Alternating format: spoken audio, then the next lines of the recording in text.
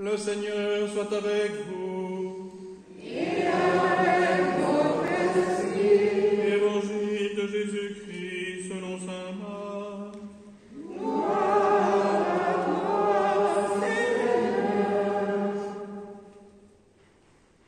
En ce temps-là, les pharisiens et quelques scribes venus de Jérusalem se réunissent auprès de Jésus et voient quelques-uns de ses disciples prendre leur repas avec des mains impures, c'est-à-dire non lavées. Les pharisiens, en effet, comme tous les juifs, se lavent toujours soigneusement les mains avant de manger, par attachement à la tradition des anciens. Et au retour du marché, ils ne mangent pas avant de s'être aspergés d'eau. Et ils sont attachés encore par tradition à beaucoup d'autres pratiques, lavage de coupes, de carafes et de plats. Alors les pharisiens et les scribes demandèrent à Jésus: « Pourquoi tes disciples ne suivent-ils pas la tradition des anciens?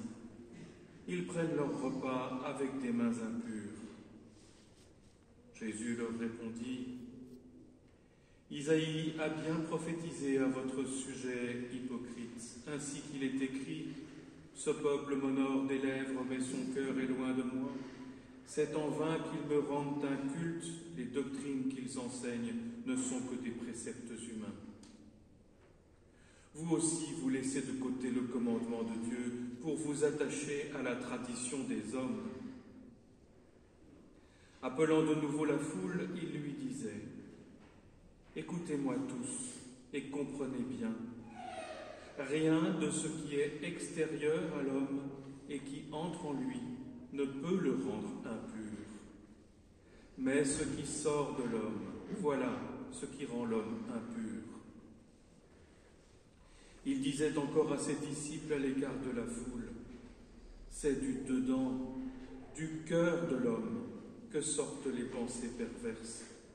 Inconduite, vol, meurtre, adultère, cupidité, méchanceté, fraude, débauche, envie, diffamation, orgueil et démesure.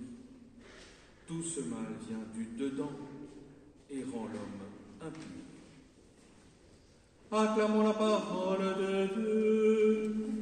Louange à toi, Seigneur Jésus.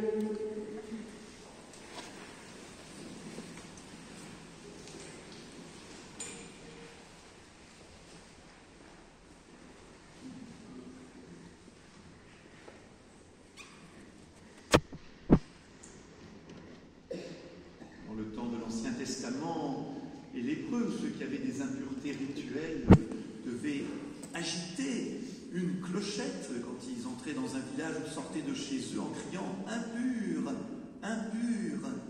La notion de pureté, d'impureté était essentielle. Alors, qu'en est-il pour nous aujourd'hui? D'abord, quel est le but de la loi de Dieu donnée à Moïse? Et quelle est la pureté, deuxième question, que Dieu recherche? Et puis troisième question, aujourd'hui, mais pour nous, quels sont les commandements chrétiens? Que reste-t-il que nous devons toujours appliquer? Quel est le but de la loi de Dieu? Eh bien, le but de la loi de Dieu, c'est que nous vivions. On l'a entendu dans le livre du Deutéronome par la bouche de Moïse, « Ainsi vous vivrez ».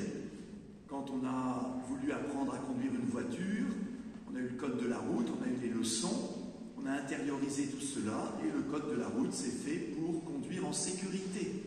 Eh bien, on pourrait dire que la loi de Dieu, c'est notre code de la route vers Dieu et vers les autres. Comment nous comporter pour aller vers Dieu et vers les autres? Eh bien déjà, dans l'Ancien Testament, Dieu a donné toute une loi à son peuple et son peuple en est fier. Il dit, mais quelle bête sagesse que Dieu nous a donnée, les autres nations nous jalousent. Alors ce contenu de la loi se trouve toujours dans l'Ancien Testament, le livre de l'Exode, le livre du Lévitique, le livre du Deutéronome. Il y a des commandements qui concernent la prière, c'est-à-dire la relation avec Dieu. Il y a des commandements, on dirait, de la vie morale, qui concernent notre comportement les uns envers les autres. Et puis, il y a tous ces commandements concernant la pureté et l'impureté. Le but, c'est d'éviter toute souillure qui empêcherait d'accéder à Dieu. On pourrait dire en quelque sorte qu'on ne peut pas se présenter devant Dieu en état de saleté, de souillure. Alors au temps de Jésus, toutes ces lois écrites dans l'Ancien Testament avaient proliféré, s'étaient développées par interprétation, par ajout. Il y avait donc cette tradition des pères qui avait considérablement augmenté, complexifié toutes ces lois de pureté. Et donc au temps de Jésus, pour un juif pieux, faire son marché était devenu toute une aventure, avant, pendant, après, parce qu'on craignait d'avoir contracté en allant au marché une impureté rituelle en touchant quelqu'un, en touchant un étal, voilà. Et donc il fallait, au retour du marché, de nombreuses purifications. Eh bien, Jésus remet les pendules à l'heure. Deuxième question, quelle est la pureté que Dieu recherche? Eh bien, la pureté que Dieu recherche, c'est celle du cœur. Ce qui rend l'homme impur, ce n'est pas ce qui entre en l'homme, soit par l'alimentation, soit par le contact, mais c'est ce qui sort de l'homme, de son cœur mauvais, qui le rend impur. Et oui, mais cela, semble-t-il, les contemporains de Jésus l'avaient soit oublié, soit peut-être recouvert par toutes ces règles de pureté extérieure. Alors, pour dire les choses un peu plus simplement, ce n'est pas, par exemple, manger du porc qui rend l'homme impur, mais c'est quand l'homme se comporte comme un cochon qu'il se rend lui-même impur. Voilà ce que Dieu veut, notre pureté du cœur, et non pas cette sorte d'angoisse des impuretés extérieures. Et dans l'Évangile, dans le passage qui suit ce que nous venons de lire au chapitre 7 de l'Évangile de Marc, l'évangéliste dit « Ainsi, Jésus rendait tous les aliments purs. Aucun aliment ne peut nous rendre impurs, mais c'est notre cœur méchant qui peut nous rendre nous-mêmes impurs. » Bon, ça c'est facile à comprendre comme chrétien. Alors nous pouvons nous poser cette question. Alors, quelle est la loi des chrétiens? Quels sont les commandements? Qu'est-ce qui, par exemple, aussi reste valable dans l'Ancien Testament et qu'est-ce qui n'est plus valable? De temps en temps, il y a des copains qui vous agitent un verset de l'Écriture en vous disant « Tu dois faire ça ». Vous dites « C'est bizarre, je dois vraiment faire ça ?» Mais si ça figure dans l'Ancien Testament, ce n'est peut-être plus valable. Et donc, il nous faut comprendre ce qui reste valable et ce qui ne l'est plus. Premier point, frères et sœurs, et cela surprend parfois ceux qui découvrent la religion chrétienne, nous ne sommes pas une religion de l'interdit et de l'autorisé. Nous sommes une religion qui suit le Christ. Nous sommes chrétiens parce que nous portons le nom du Christ. Donc, frères et sœurs, la première règle est très simple et vous la connaissez comme moi, nous essayons de la vivre. Notre loi, c'est Jésus. Notre loi, c'est le Christ. Autrement dit, la question qui doit toujours nous faire réfléchir à ce que nous devons faire ou ne devons pas faire, c'est que ferait Jésus à ma place? Et déjà, souvent, ça nous indique clairement ce que nous avons à faire. Que ferait Jésus à ma place? Que me demande-t-il de faire? Mes frères et sœurs, il y a bien un code de la route chrétien. Mais il n'est pas d'abord fait d'interdit ou d'autorisation. Notre code, c'est de conduire comme Jésus. D'ailleurs, frères et sœurs, honnêtement, une fois qu'on a appris le code de la route, on n'a plus besoin de nous le mettre sous le nez tout le temps. Moi, quand je monte dans la voiture, je n'ouvre pas mon code de la route en me disant, page 324, sinon à chaque croisement, à chaque feu, je vais m'arrêter et ouvrir le bouquin.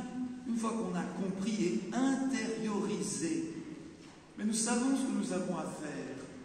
Et donc, la loi chrétienne, c'est par un travail patient, qui n'est jamais terminé, d'intérioriser dans notre cœur ce que le Christ me demande. Mais alors, revenons quand même à notre question. Qu'est-ce qui reste dans l'Ancien Testament valable? Quelles sont les lois, les règles de l'Ancien Testament qui restent valables?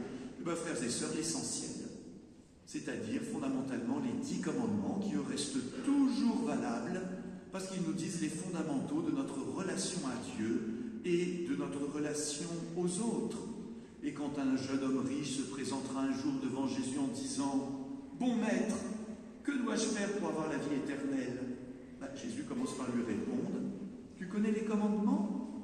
Eh bien, commence par les appliquer. » Le jeune homme dira « Moi, j'essaye de les appliquer, ces 10 commandements. » Alors Jésus dira « Tu sais, il ne te reste plus qu'à me suivre. » Les 10 commandements, c'est la base, mais ce n'est pas le tout.